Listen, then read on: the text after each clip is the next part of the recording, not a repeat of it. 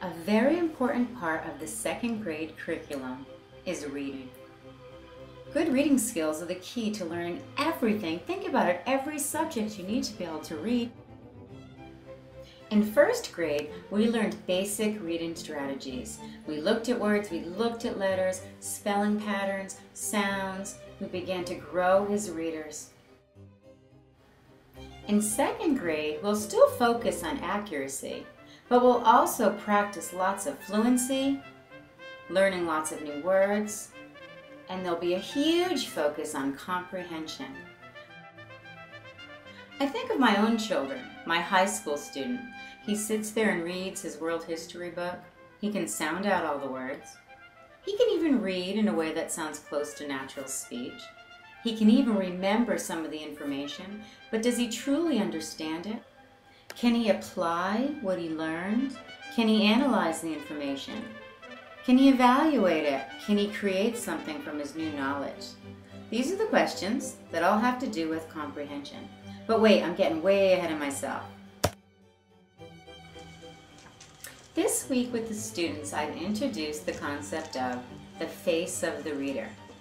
Each of the letters in the word face stands for a different component of reading that students really need in order to truly enjoy and understand a book and truly to be able to say, I can read that book. Let's start with F. We practice fluency. Fluency. Students can read accurately with expression and understand what they read. So instead of, the girl was sad when her ice cream fell, it would sound more like this. The girl was sad when her ice cream fell. The more students read, the more fluent they become. In addition to reading by ourselves at reading time, we have lots of times that we're reading with partners, reading out loud within small groups, and reading with the teacher. Next comes the letter A. We practice accuracy. Accuracy is when students can read the words. This is where phonics and spelling patterns come in. Many students, however, can read the words of books and will often say, Mrs. Elkin, I can read chapter books. And of course I say, great job, you're such a great reader. Let's sit down and look at it together. Wow, you can really sound that out. Now you are ready to practice reading the words out loud so you become more fluent and to begin thinking about the book, making some predictions and connections. And that brings us to the next letter, which is letter C. We practice comprehension. Comprehension is understanding what is being read. This is where students go back, look at the information they are reading, compare characters, understand the setting, make predictions, wonder, evaluate, do I like this book? Why? Do I not like this book? Why? Again, really taking that book and, as I tell the kids, looking at it inside and out. This is where we'll use lots of our organizational charts to get our thoughts and ideas down on paper. We'll discuss books with our partners. We'll discuss books within a book club. We'll ask questions of each other and together come up with the answers. This is all part of comprehending the stories we're reading. Let's take a look at this quick chart. You'll see lots of these anchor charts hanging around the classroom this year. This one shows that the easier concept is for students to think about text in connection to themselves and their own lives. Then a little bit trickier, but the next step is start to think about text in relation to other text, comparing books to each other, comparing characters to each other. And then, a little bit more complex for some, but we've been working on it, is thinking how to take text and compare it to something in the world.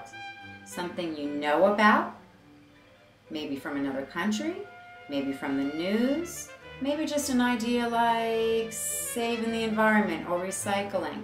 Something that looks at the bigger picture. Well, I could go on and on about comprehension, but you'll be hearing a lot more about it this year. Let's move on to the last letter in the word face, the letter E. We practice expanding our vocabulary. for expanding our vocabulary, knowing, finding, and using interesting words. Students are encouraged to look for words in books that they don't know the meaning of, or that they kind of think they know the meaning of, but they're not sure. We write it down on index cards or Post-its. We look at it together. Sometimes the dictionary is where we get the answer. Sometimes it's just by asking friends. Often because a student can read a word and read it accurately, hey, and maybe even fluently, they think they know the word. By asking them to go back and find words they don't know, it's kind of giving them permission to say, you know what, I really don't understand all of these words. Then we can all learn new words together. So there you have it, FACE, fluency, accuracy, comprehension, and expanding vocabulary. All those components together create a great reader. But as I tell the kids, as long as they're doing their best, practicing, learning, enjoying books, they can feel confident that they are being the best reader they can be. So I try to get the students not to really get concerned about reading the chapter books that their older sibling is reading, or even that the next person sitting next to them at their table group is reading.